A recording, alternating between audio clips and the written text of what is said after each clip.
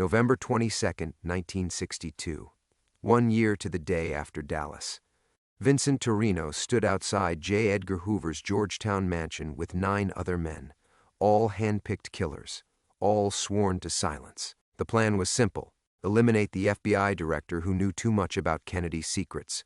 10 men went in through different entrances, synchronized watches, professional execution. At 11:47 p.m., gunfire erupted from the third-floor study, then screaming, then silence that stretched like a held breath across the autumn night. When the smoke cleared, 9 bodies lay scattered throughout that mansion. Vincent Torino walked out alone, clutching a manila folder soaked in blood, the folder that would haunt him for 60 years. What he found in that study changed everything. About Kennedy, about Hoover, about who was really pulling the strings in Washington. The folder contained photographs that could topple governments, and a handwritten note that proved the greatest conspiracy in American history.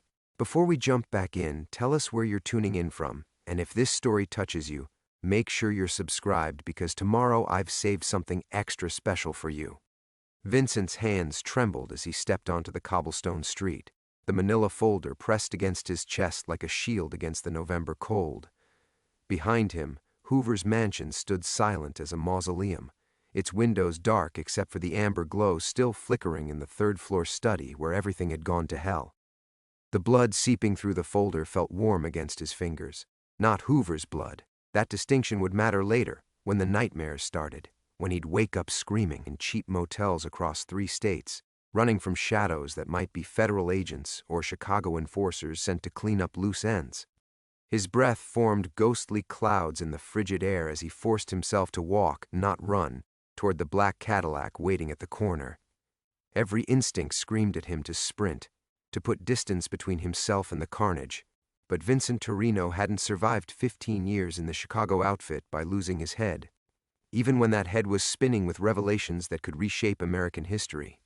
The photographs inside the folder burned against his chest, images of men he'd recognized immediately, senators, judges, even cabinet members, in compromising positions that would destroy careers and topple governments. But it was the handwritten note tucked between those photographs that had frozen his blood colder than the Georgetown wind. The Kennedy brothers send their regards. Phase 1 complete. Initiate Phase 2 upon confirmation of Hoover's elimination. RFK. Except Hoover wasn't eliminated. The FBI director was very much alive, very much terrified, and very much aware that someone had just tried to assassinate him using 10 Chicago hitmen. What Hoover didn't know, what nobody could know, was that those same hitmen had been betrayed before they'd even crossed the threshold. Vincent reached the Cadillac and slid behind the wheel, his movements mechanical, despite the chaos ricocheting through his skull. The engine turned over with a purr that sounded obscene against the backdrop of sirens beginning to wail in the distance. Someone had called the police, probably a neighbor who'd heard the gunfire. In 20 minutes, maybe less, Georgetown would be crawling with federal agents. As he pulled away from the curb, Vincent caught a glimpse of movement in his rearview mirror, a figure emerging from the shadows across from Hoover's mansion. Tall, lean, wearing a fedora that cast his face in darkness. The man stood perfectly still, watching the Cadillac disappear into the labyrinth of Washington streets. Vincent's foot pressed harder on the accelerator. He knew that silhouette. Mickey the Blade Torino, his own cousin. The man who'd recruited him for this job, who'd sworn on their grandmother's grave that Kennedy himself had sanctioned the hit. Mickey, who was supposed to be dead on Hoover's parlor floor with the other 8. The folder crinkled as Vincent's grip tightened. Inside those blood-stained pages lay proof that the Kennedy administration had orchestrated tonight's massacre, but not to eliminate Hoover, to eliminate the 10 men who might someday talk about other jobs, other secrets, other bodies buried in the name of Camelot. They'd been marked for death the moment they'd accepted the contract. Vincent's mind raced through the evening's events, searching for clues he'd missed. The synchronized entry that had felt too choreographed. The study door that should have been locked but stood slightly ajar. Hoover's absence from his usual evening routine, as if he'd known to stay away from certain rooms at certain times. Most damning of all, the gunfire had started too early. 30 seconds before the synchronized strike time, Just enough warning for Hoover to activate whatever security measures a paranoid FBI director might have installed in his private sanctuary. The Cadillac's headlights swept across the Potomac as Vincent navigated toward the safe house Mickey had specified for extraction. Except there would be no extraction, no payment, no handshake and cigar in some dimly lit Chicago speakeasy. There would only be another assassination attempt, this one designed to tie up the last loose end. Vincent pulled to the shoulder and killed the engine. In the sudden silence, he could hear his own heartbeat hammering against his ribs. Ahead, the safe house sat in darkness, but he could make out the subtle gleam of chrome bumpers in the driveway. Too many cars for a simple pickup. An execution squad, most likely, waiting for the sole survivor to deliver himself like a lamb to slaughter. He thought about Marie, his girl back in Chicago who'd begged him not to take this job. Marie with her dark eyes and easy laugh, who deserved better than a man who killed for money. She'd be reading about tonight in tomorrow's papers, wondering if he was among the unnamed dead. Vincent opened the folder and studied the photographs by the dome light. Senators with their pants around their ankles, judges accepting briefcases full of cash, and in the center of it all, a picture that made his stomach clench. Jack Kennedy himself, shaking hands with Sam Giancana while Bobby Kennedy looked on. The betrayal ran deeper than tonight, deeper than Chicago, deeper than anything Vincent had imagined possible. He closed the folder, started the engine, and drove past the safe house without slowing. In his rearview mirror, he watched men emerge from the shadows like hunting dogs catching a scent. But this particular prey had just learned to bite back. 15 years had dulled the edges of that November night, but Vincent could still smell the cordite and fear when the wind shifted wrong across his Montana ranch. He stood on the wraparound porch now, coffee mug steaming in his weathered hands, watching the sun paint the Bitterroot Mountains in shades of amber and rust. The morning ritual had become sacred, 60 minutes of silence before the day's responsibilities claimed him. The folder from that night rested in a safety deposit box 3 counties away, but its weight never left his chest. Some burdens, Vincent had learned, became part of your skeleton. He'd driven for 18 hours straight after escaping that Washington safe house, the Cadillac's engine finally giving out somewhere near the Wyoming border. He'd walked 12 miles through November snow to a truck stop, bought a one-way bus ticket with cash, and reinvented himself with each mile westward. By the time he'd reached Missoula, Vincent Torino, the Chicago enforcer, had died, and Vince Torres, the ranch hand, had been born. The transformation hadn't been entirely a lie. His grandfather had worked cattle in Sicily before the family's American dreams had curdled into Chicago concrete and blood money. Vincent discovered he had a natural affinity for the work. Something pure about mending fences and birthing calves that helped quiet the ghosts. Marie's letter had found him 3 months into his new life. She'd written it the day the newspapers reported 9 unidentified men found dead in a Georgetown mansion, apparently killed during a botched robbery. The 10th body was never found, leading to speculation about a surviving accomplice. Marie had known better. "I hope wherever you are, you're safe," she'd written in her careful script. "I hope you found whatever you were looking for. I won't wait, but I won't forget either." He'd burned the letter but kept her photograph, the only piece of his old life he'd allowed himself. It lived now in his bedroom dresser, beneath work shirts that smelled of hay and honest sweat instead of gun oil and fear. The ranch had belonged to an old-timer named Mac Clintock, who'd needed help more than he'd needed questions about Vincent's past. When Mac Clintock died 5 years later, he'd surprised everyone by leaving the property to his quiet foreman. The will had been contested briefly, but Vincent's lawyer, a sharp young woman named Sarah Chen, had made the challenge disappear with a combination of legal expertise and strategic donations to the right local causes. "You're a mystery, Vince Torres," Sarah had said over celebratory drinks. "But you're a good mystery. This valley needs more men who know how to keep their word." If only she knew what words he'd kept, and which ones had died with 9 good soldiers in a Georgetown study. Vincent's closest neighbor, Tom Brennan, emerged from the barn leading Duchess, Vincent's prize mare. The animal had been near death when Vincent found her 3 summers ago, abandoned and half-starved in a dried creek bed. Nursing her back to health had become a meditation on redemption, his own as much as hers. "She's favoring her left foreleg again," Tom called out. At 62, Tom moved with the careful precision of a man whose body had been broken and rebuilt by decades of ranch work. He'd served 2 tours in Vietnam before finding his own peace in the Montana wilderness. Neither man pried into the other's shadows. "I'll call Doc Henderson," Vincent replied, though they both knew the veterinarian would recommend rest and time. The same prescription Vincent had been writing for himself for 15 years. Tom approached the porch, removing his worn baseball cap to scratch gray hair that had seen too much sun. "You hear about that federal task force that rolled through Billings last week?" Vincent's coffee suddenly tasted like copper. "What task force?" "Something about reopening old cases. Cold War stuff, apparently. Sarah mentioned it when I saw her in town. Said they were asking questions about anyone who might have relocated to Montana between 62 and 65. The mug trembled almost imperceptibly in Vincent's hands.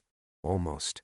Probably just bureaucrats justifying their budgets," he said, surprised by how steady his voice sounded. Tom nodded, but his eyes held a question he was too polite to ask. After a moment, he settled his cap back in place. "I'll be checking the north pasture today. Cell service is spotty up there, so if Doc Henderson calls back, I'll handle it." Tom headed toward his pickup, then paused.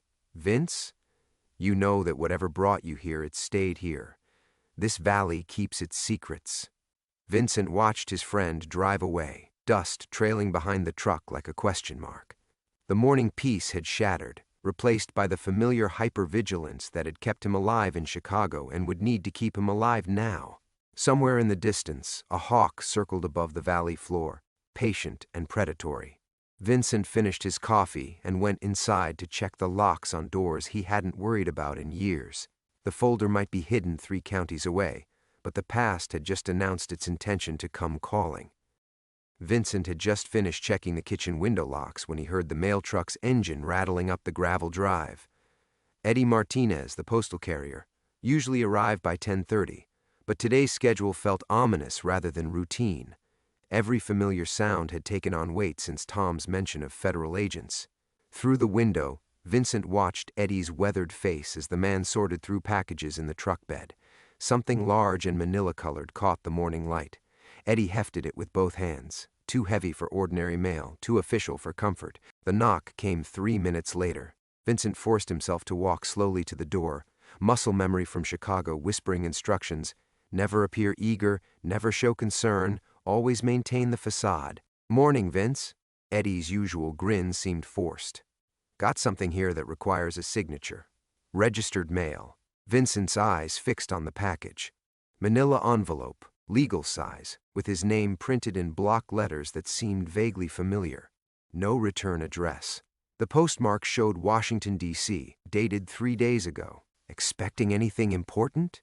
Eddie asked, extending his electronic pad. "Business stuff," Vincent lied, signing with hands that remained steady through pure force of will. "Probably tax documents." Eddie nodded, but his expression held the same polite curiosity Tom had shown earlier. In a valley where everyone knew everyone else's business, official mail from the nation's capital was noteworthy. Vincent waited until the postal truck disappeared around the bend before allowing his mask to slip. His hands shook as he turned the package over, searching for clues about its origin. The paper felt expensive, government grade, the kind used for documents that mattered.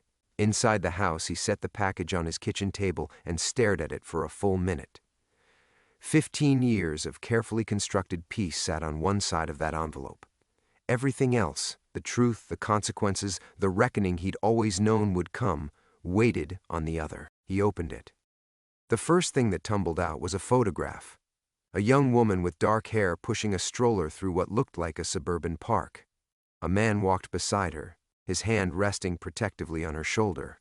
2 children played on a nearby swing set, their laughter almost audible through the frozen moment. Vincent's coffee mug slipped from his nerveless fingers, shattering against the kitchen floor. The woman in the photograph was Marie's daughter, his daughter, though he'd never been allowed to claim her. The child Marie had been carrying when he'd fled Washington 15 years ago. His hands trembling, Vincent searched the envelope's remaining contents. More photographs spilled across the table, the same woman loading groceries into a Honda Civic, The man kissing her goodbye outside a modest house with blue shutters, the children playing in a backyard garden. Someone had been watching them, recently. The digital timestamps showed dates from last week. At the bottom of the pile lay a folder. Blood-stained manila, corners worn with age, familiar as a recurring nightmare. Vincent's chest constricted as he recognized the original folder from Hoover's study, the one he'd thought was safely buried in a deposit box 3 counties away. But this was different, older, more weathered, as if it had been stored somewhere else entirely for the past 15 years. Inside, the photographs were exactly as he remembered: senators in compromising positions, judges accepting bribes, Jack Kennedy shaking hands with Sam Giancana. But clipped to the front was a handwritten note that made his blood turn to ice. "Vincent, you kept our secret. Now we know yours. The pictures of your family are just a reminder that some debts never expire. We need to talk. Midnight, the old cemetery behind St. Mary's Church. Come alone, or Maria Santos and her children learn what their father really did for a living. M." The signature was unmistakable. Mickey the Blade Torino, his cousin, the man who was supposed to be dead on Hoover's parlor floor. Vincent's knees gave out, sending him sprawling into a kitchen chair. The implications crashed over him in waves. Mickey was alive, had been alive all these years, knew about Marie's daughter, about the family Vincent had never met but had watched from afar through carefully orchestrated channels. Worse, someone had accessed his safety deposit box, which meant they knew about everything: the evidence, the photographs, the insurance policy he'd kept against exactly this moment. The landline rang, sharp as a gunshot in the suddenly oppressive silence. Vincent stared at it, knowing with absolute certainty that his old life had just kicked down the door of his new one. On the 4th ring, he answered. "Hello, cousin."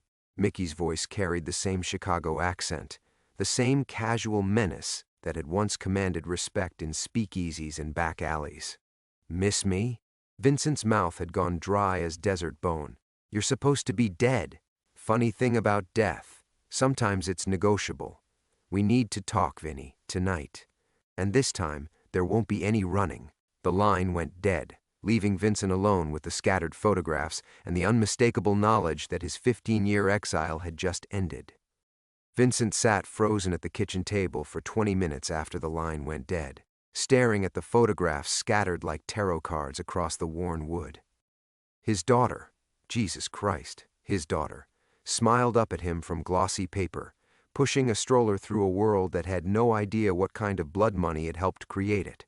He swept the photos into a pile and shoved them back into the envelope, but the image burned behind his eyelids. She had Marie's eyes, the same dark intensity that had made him feel like a better man than he'd ever deserved to be. Vincent forced himself to stand, to move, to think beyond the paralysis creeping up his spine. Mickey being alive changed everything, not just about that night in Georgetown, but about every assumption Vincent had built his new life upon. If Mickey had survived, who else had? What other ghosts were walking around wearing different faces, carrying 15-year-old grudges? He reached for the phone to call Tom, then stopped. What would he say? That federal agents weren't the only ones hunting him? That his cousin, a man who'd once strangled a loan shark with piano wire, wanted a family reunion? Instead, Vincent walked to his bedroom and pulled out the strongbox he kept beneath loose floorboards. Inside lay his insurance policy, $50,000 in cash, 3 sets of identification papers he'd paid dearly for, an A38 Smith & Wesson that hadn't been fired since 1962. The weight of the gun felt foreign in his hands now, like holding a snake he'd forgotten was poisonous.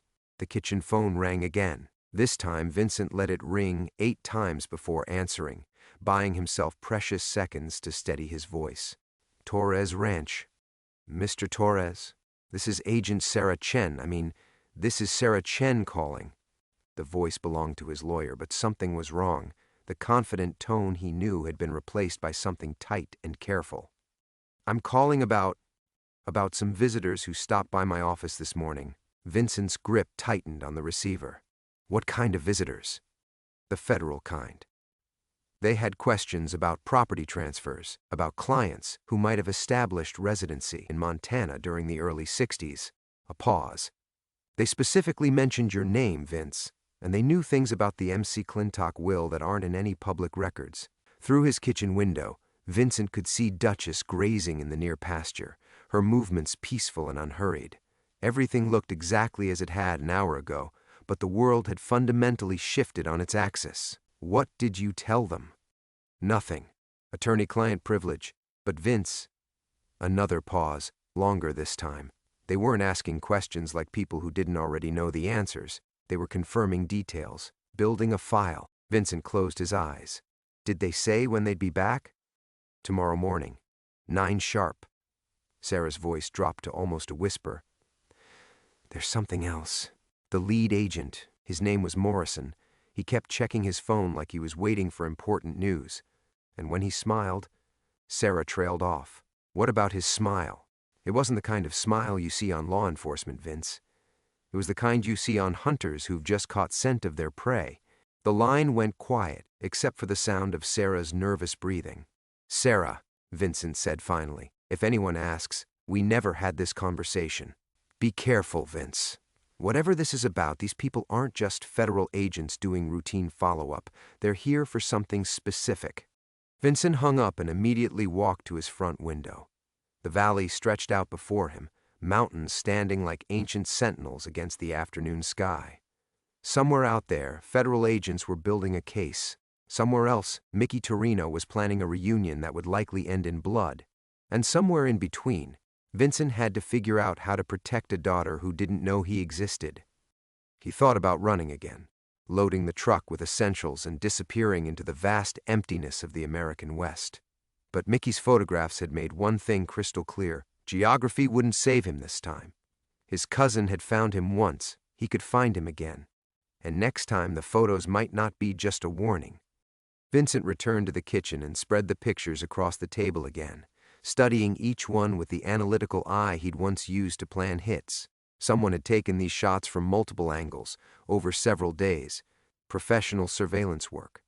The kind that required resources, manpower, and serious motivation. But there was something else in the photos, something that made his chest tighten with an emotion he'd almost forgotten how to feel.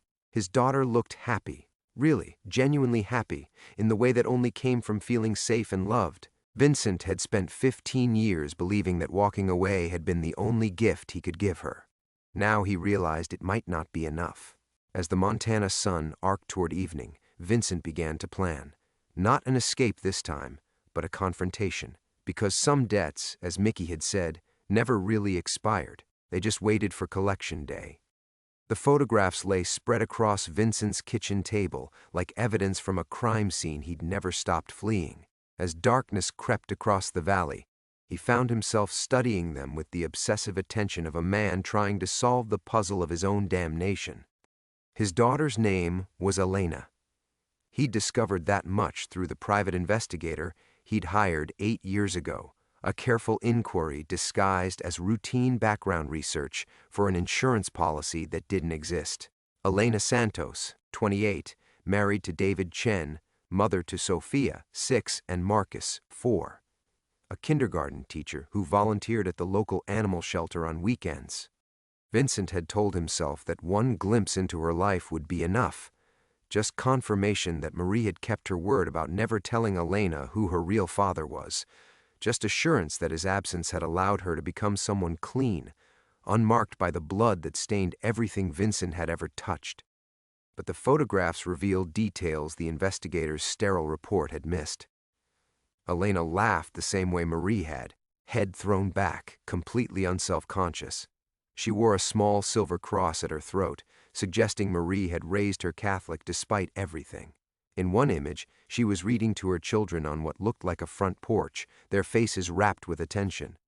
Vincent's hands began to shake as the full weight of Mickey's message crystallized. His cousin hadn't just found him. Mickey had weaponized everything Vincent held sacred. The photographs weren't just surveillance, they were a demonstration of vulnerability. Every peaceful moment captured was simultaneously a target acquired. He pushed back from the table and walked to the window. Tom's truck was visible in the distance, headlights cutting through the gathering dusk as his neighbor returned from checking the north pasture. For a moment, Vincent considered calling him back, telling him everything. Tom had seen enough combat to understand the mathematics of violence, the cold calculus that sometimes made terrible choices feel inevitable. But that would make Tom complicit. Another good man drawn into the undertow of Vincent's past. The valley had been peaceful before Vincent arrived. It deserved to remain so after he left. Because he would have to leave. That much was becoming clear with each passing hour. The federal agents would return tomorrow morning with more than questions. They'd have warrants, search orders, the full weight of institutional authority. Whatever investigation they were conducting had moved beyond fact-finding into active pursuit. The real question was whether Mickey would let him run. Vincent returned to the photographs, forcing himself to study them clinically. The timestamps showed they'd been taken over a 5-day period last month. Someone had followed Elena's routine, mapped her movements, cataloged her vulnerabilities. The children's school, David's workplace, the grocery store where Elena shopped, all of it documented with professional thoroughness. This wasn't Mickey's work alone. His cousin was many things: violent, cunning, utterly without conscience. But patient surveillance required resources Mickey shouldn't have had access to. Unless he'd found new employers. Unless the conspiracy that had orchestrated the Georgetown massacre was still active, still protecting itself from loose ends that should have been tied off 15 years ago. Vincent walked to his bedroom and retrieved a manila folder from beneath his mattress. His own insurance policy, separate from the one Mickey had somehow acquired.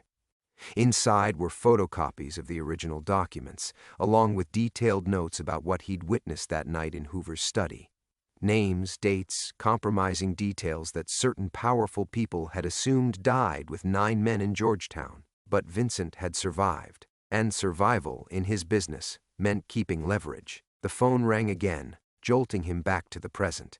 He let it ring twice before answering, already knowing who it would be. "Having second thoughts, cousin?" Mickey's voice carried amusement, as if this were all an elaborate game rather than a collision course toward mutual destruction. "I'm thinking about Elena," Vincent said quietly. "Good. She's beautiful, isn't she? Takes after her mother. Marie always was a stunner." A pause. "Did you know Elena teaches Sunday school? Very devout. Her kids pray before every meal. The whole family attends Mass together. It's touching, really. All that faith." Vincent's free hand clenched into a fist. "What do you want, Mickey?" "Justice, cousin. You left 9 good soldiers to die that night. Walked away from a mission authorized at the highest levels and disappeared like a coward. People have been asking questions about that for 15 years. The mission was a lie." "Was it? Or did you just lose your nerve when the shooting started?" Mickey's voice hardened. "Either way, there are accounts that need settling. Midnight at St. Mary's. Don't make me visit Elena's classroom tomorrow morning." The line went dead. Vincent stood in his darkened kitchen, surrounded by the debris of his carefully constructed exile. Outside, coyotes had begun their evening chorus, wild voices calling to each other across the vast emptiness that had sheltered him for 15 years. Tomorrow, the federal agents would come with their questions and warrants. Tonight, Mickey waited in a cemetery with 15 years of accumulated rage. And somewhere between those converging threats, Vincent had to find a way to protect the daughter he'd never been allowed to love from the consequences of choices that had saved her life once before. But this time, running wouldn't be enough. This time, someone would have to pay. Vincent drove through the Montana darkness with his .38 resting on the passenger seat and 15 years of careful lies unraveling behind him. The cemetery behind St. Mary's Church sat 30 miles from his ranch, 30 miles closer to the life he'd abandoned in blood and federal warrants. He'd chosen this meeting place deliberately back in '62, a place where violent men like Mickey would feel the weight of their sins, where the proximity to consecrated ground might encourage honesty. Now, pulling through the rusted gates with his headlights cutting through fog that clung to weathered headstones, Vincent realized how naive that assumption had been.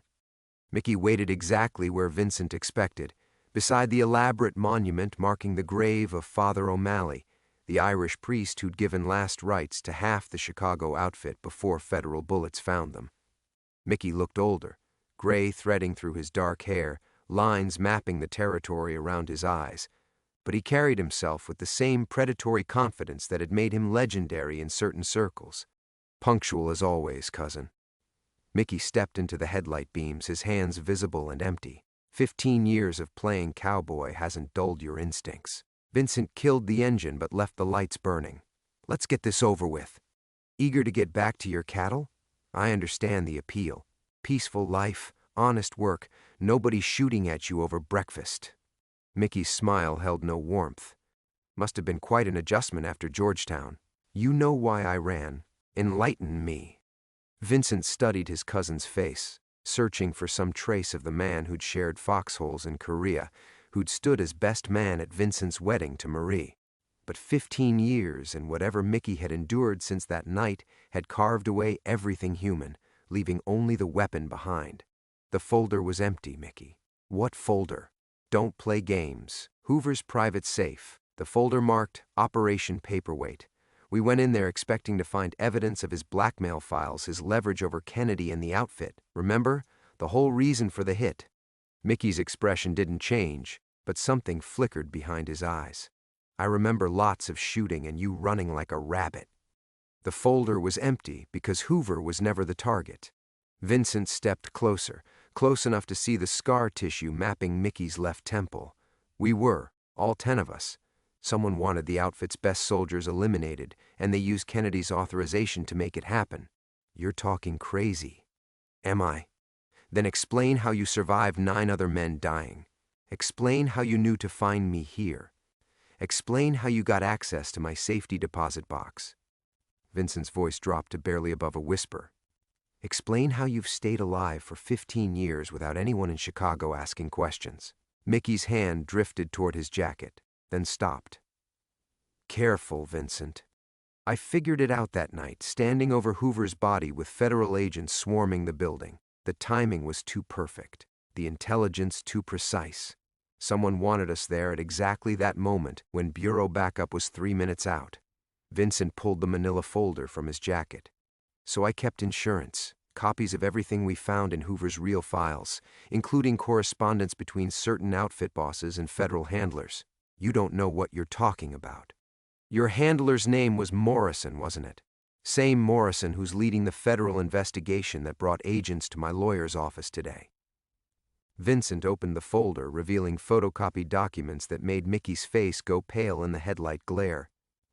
You've been federal property since 1961, Mickey. The Georgetown operation was your audition piece. Eliminate 9 witnesses who could connect the outfit to Kennedy's assassination plans. Mickey's hand moved faster than Vincent remembered, but 15 years of ranch work had kept Vincent's reflexes sharp. He sidestepped the knife thrust and drove his elbow into Mickey's solar plexus, sending his cousin sprawling against Father O'Malley's monument. The beautiful thing about betrayal, Vincent said, standing over Mickey with the .38 now in his hand, is how obvious it becomes once you know what to look for. You knew Elena's routine because Morrison's people provided surveillance.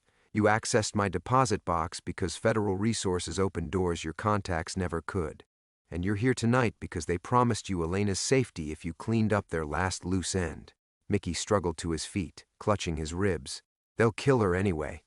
Not if Morrison's operation gets exposed first. Vincent held up the folder. Amazing what 15 years of careful documentation can accomplish. Names, dates, payments, operational details. Everything needed to prove that the Georgetown massacre was a federal cleanup operation disguised as mob business. You always were too smart for your own good, cousin.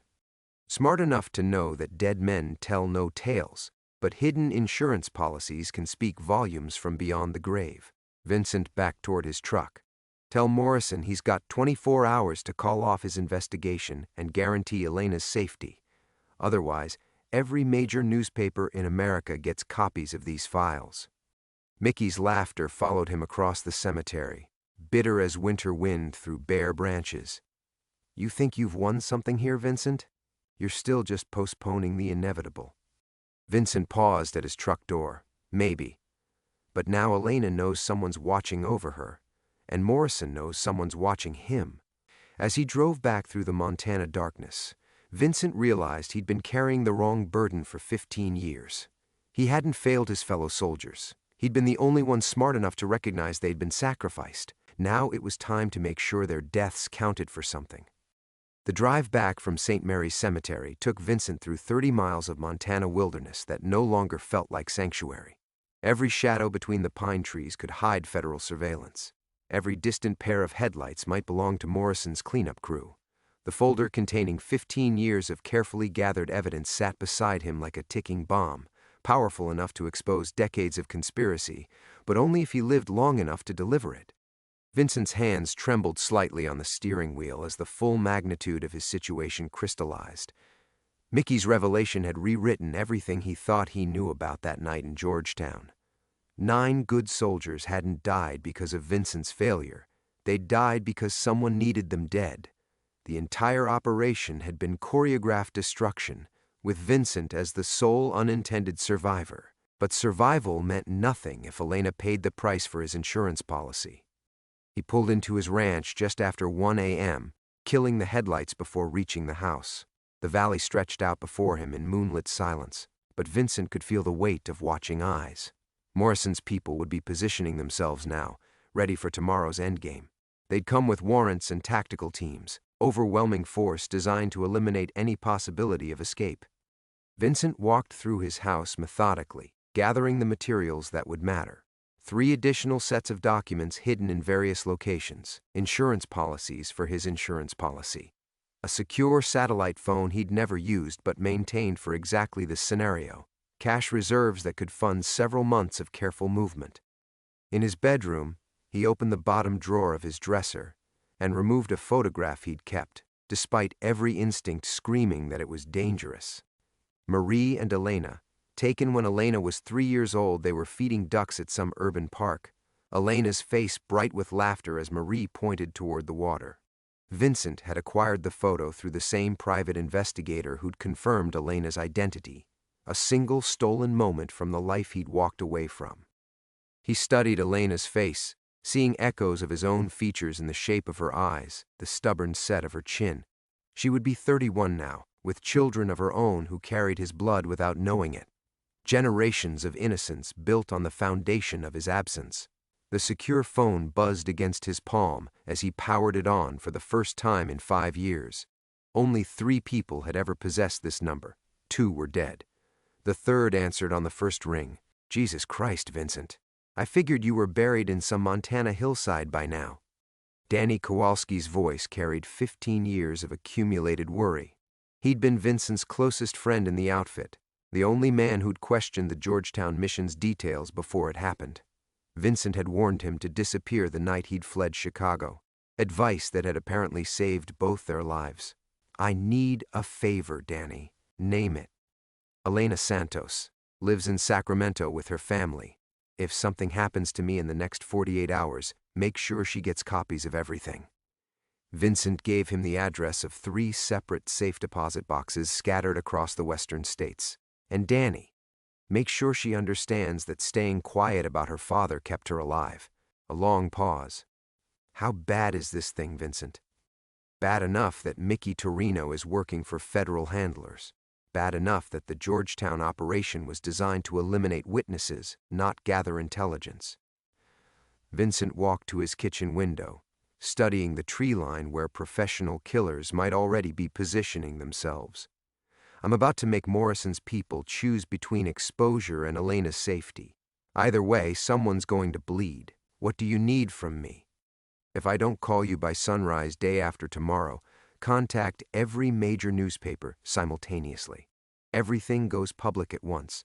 No time for damage control or selective editing. Vincent's voice hardened. These people have been cleaning up loose ends for 15 years. Time someone showed them what real loose ends look like. Vincent, take care of yourself, Danny.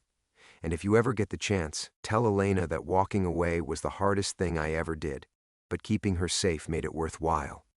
Vincent ended the call and removed the battery, destroying the phone's electronic signature. Outside, the first pale hint of dawn was beginning to touch the eastern mountains.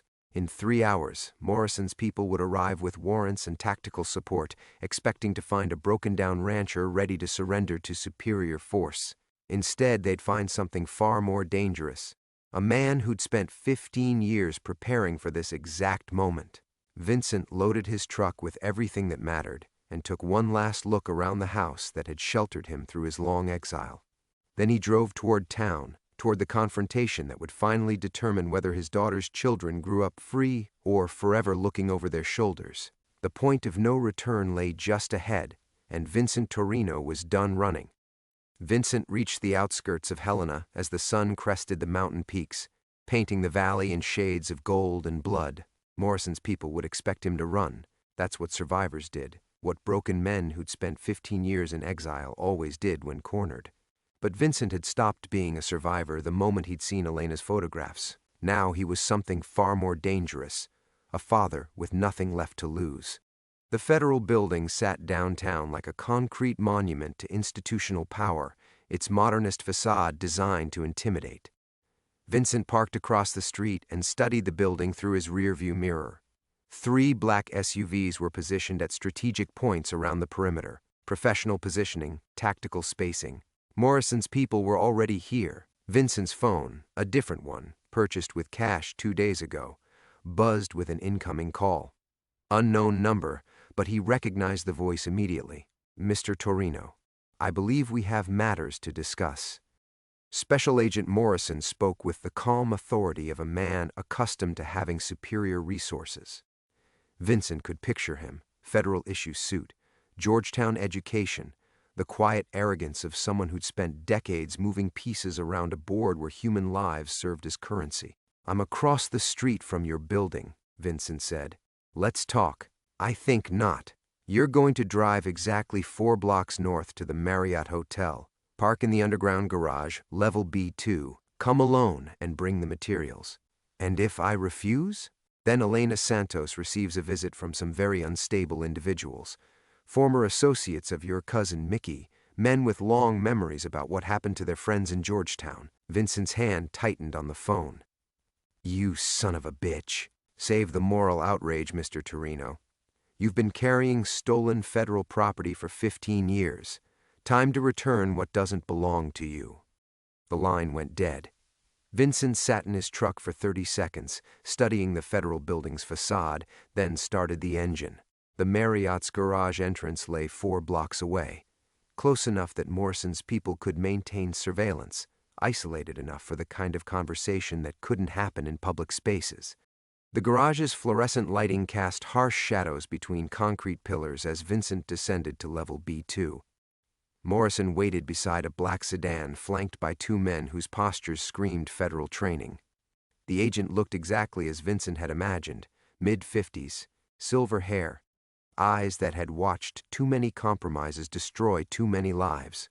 Mr. Torino, you look remarkably well for a dead man. Vincent approached with the manila folder visible in his left hand, his right free for the .38 under his jacket. Disappointed I survived your cleanup operation. Surprised, certainly. 9 professional soldiers eliminated, and somehow a mid-level enforcer from Chicago's South Side walks away unscathed. It raised questions you've spent 15 years trying to answer. Morrison nodded toward the folder, along with certain materials that belonged to Mr. Hoover, materials that were never meant to leave his study. Funny thing about those materials. Vincent stopped 10 feet away, close enough for conversation but far enough to react if Morrison's people moved. They painted an interesting picture of federal cooperation with organized crime. Payments, operational coordination, elimination of mutual problems. The Cold War required pragmatic alliances, including the assassination of a sitting president. Morrison's expression didn't change, but his companions shifted positions slightly. Vincent tracked their movement peripherally, calculating angles and distances the way he'd been taught 30 years ago in Korean trenches.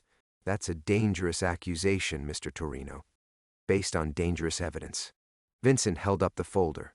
Hoover documented everything: names, dates, payment schedules, including correspondence between certain federal handlers and outfit bosses about eliminating witnesses who might compromise future operations. You're describing events that occur during a complex period in American history. Events that certain people might misinterpret if taken out of context. Vincent laughed, a sound without humor. Context? You orchestrated Kennedy's assassination, then used his own authorization to eliminate the soldiers who carried it out. The only context that matters is how many good men died protecting your secret. 9 men died serving their country's interests, whether they understood those interests or not. Morrison stepped closer, his voice dropping to conversational levels. You can join them as a patriot, or live as a traitor who sold federal secrets to foreign powers. Your choice. There's a third option. Vincent pulled out a different phone, Elena's picture displayed on the screen, and showed it to Morrison. 15 years ago, you let me believe running would keep my family safe. Today I learned that safety was always conditional on my silence. Your daughter lives a comfortable life because we've allowed it. Wrong. Vincent's voice carried the cold certainty of a man who'd finally stopped believing in conditional mercy. She lives because Danny Kowalski has copies of everything in this folder, with instructions to contact every major newspaper if I don't check in by sunrise tomorrow. Because 3 different safe deposit boxes contain additional evidence that would expose 30 years of operational cooperation between federal agencies and organized crime. Because I stopped being afraid of dying the moment you threatened her. Morrison's facade finally cracked, revealing something desperate underneath. You don't understand the larger picture. I understand that 9 good men died in Georgetown because you needed witnesses eliminated. I understand that Mickey Torino has been federal property since 1961. I understand that you've been using Elena's safety as leverage to keep me quiet. Vincent opened the folder, revealing photocopied documents that made Morrison's companions reach toward their weapons. What I don't understand is why you thought I'd stay quiet forever. The garage fell silent except for the distant rumble of traffic overhead. 3 federal agents faced one aging enforcer in a concrete tomb 60 feet below the Montana Capitol, and everyone present understood that only some of them would see daylight again. Vincent smiled, the same expression he'd worn in Georgetown 15 years ago, just before everything went to hell. Time to choose, Morrison. Elena's safety, guaranteed in writing and witnessed by people who matter, or every newspaper in America gets the real story about Kennedy's assassination. Morrison's hand moved toward his jacket, and Vincent Torino finally stopped running from the past. The gunshots echoed through the concrete garage like thunder trapped underground. Vincent felt the familiar burn of a bullet graze his left shoulder as he rolled behind a concrete pillar, the .38 already in his hand. Morrison's men were good, federal training, tactical positioning, but they'd made the mistake of underestimating what 15 years of guilt could do to a man's reflexes. The first agent went down when Vincent put 2 rounds center mass, muscle memory from Korea guiding his aim. The second lasted longer, using Morrison's sedan for cover until Vincent flanked him through the maze of parked cars. By the time the shooting stopped, only Vincent and Morrison remained upright in the fluorescent-lit tomb. Morrison sat propped against his car's bumper, blood spreading across his white shirt from a gut shot that would kill him slowly. His breathing came in shallow gasps, but his eyes remained focused on Vincent's face. You have no idea what you've done, Morrison whispered. Vincent kept the .38 trained on him while checking the bodies of the other agents. Professional habit, ensuring dead men stayed dead. I've given Elena a chance at a normal life. The organization, it's bigger than one operation. Bigger than Kennedy, bigger than Hoover. Morrison coughed, spattering blood on the concrete. You think this ends anything? It ends my part in it. Vincent retrieved the manila folder from where it had fallen during the firefight. 15 years of careful documentation, insurance policies, and evidence that had kept him alive through pure deterrence. Now it would serve its final purpose. Danny Kowalski gets these documents whether you live or die, Vincent said, showing Morrison the folder. But Elena's safety isn't conditional anymore. Your operation dies with you. Morrison's laughter came out as a wet rattle. 20 other agents know about her. Your insurance policy, it's worthless. Maybe. But they don't know about the safety deposit boxes in Oregon, Nevada, and Colorado. They don't know about the copies I've been mailing to investigative journalists for the past 6 months. Vincent's voice carried the quiet satisfaction of a man who'd spent 15 years preparing for this moment. They don't know that Elena Santos has been under private security protection since yesterday morning. Morrison's eyes widened slightly. Even dying, he recognized the scope of Vincent's preparation. You see, I learned something important from that night in Georgetown, Vincent continued. When you're dealing with people who eliminate loose ends, you don't just become a loose end yourself. You become the strongest thread in the fabric. Pull that thread and everything unravels. Morrison died 3 minutes later, his last breath escaping as a whispered curse that echoed off concrete walls. 3 months later. The Sacramento Bee's investigative series ran for 8 consecutive days, detailing federal cooperation with organized crime dating back to 1945. Danny Kowalski had chosen his journalists well, professionals who understood the value of corroborated evidence and the danger of rushing incomplete stories. By the time congressional hearings began, Vincent Torino's name appeared in the public record as a protected witness who'd spent 15 years gathering evidence at considerable personal risk. Vincent read the coverage from a small apartment in Missoula where he'd moved after selling his ranch. The story explained his motivation simply: a former soldier who discovered his unit had been sacrificed for political convenience and spent years ensuring the truth would eventually surface. The journalists protected Elena's identity, referring to her only as the witness's estranged daughter, whose safety was leveraged to maintain his silence. But Vincent knew she'd figured it out anyway. The letter arrived on a Tuesday morning, forwarded through 3 different mail services to protect its origin. Elena's handwriting was careful, controlled, the penmanship of someone who'd spent years as a teacher. Vincent. I don't know what I'm supposed to call a father I've never known. The news stories explain why you stayed away, why safety meant silence. I understand the choice you made, even if I can't forgive the cost. My children ask about their grandfathers sometimes. Sarah is 8 now, bright and curious like you probably were. Michael is 6, stubborn in ways that remind me of myself. They deserve to know that their bloodline includes someone who fought for justice, even when justice required terrible sacrifices. I'm not ready to see you. I may never be ready.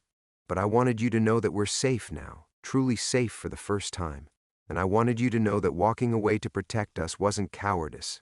It was the bravest thing a father could do. The newspapers called you a hero. I'm still learning what that means. Elena.